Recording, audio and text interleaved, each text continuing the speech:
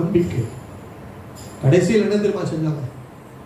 Narcotics, ட்ரக்கை கொடுத்து, மருந்து கொடுத்தா அவங்க மனதில் உள்ளதெல்லாம் அழிக்கப்படும் சொல்லி மருந்து கொடுத்தாங்க. கொடுத்துட்டு இயேசு சொல்லக்கூடாது, ஆண்டவர்கிட்ட போய் அழுதாங்க. ஆண்டவரை உண்மை மறக்கும்படி உங்க செய்ததை நீங்க பாருங்க ஆண்டவரை அழுதாங்க. தேவ வல்லமும் இறங்கி வந்தது. ஹல்லேலூயா. நான் சொல்லுகிறேன், அவர் மறக்க முடியாதபடி தேவன் அந்த வசனங்களையும் அங்க இருக்கும்போது 350 செர்மனை அவர் இருதயத்திலேயே அவர் உருவாக்கி இருந்தார். ஹல்லேலூயா. அவர் புக்கா போட்டிருக்கார்.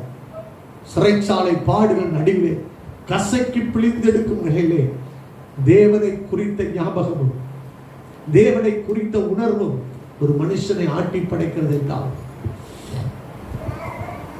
நமக்குள்ள இருக்கிற தரிசனம் சரியான நம்ம நிறைய யோசிப்போம்.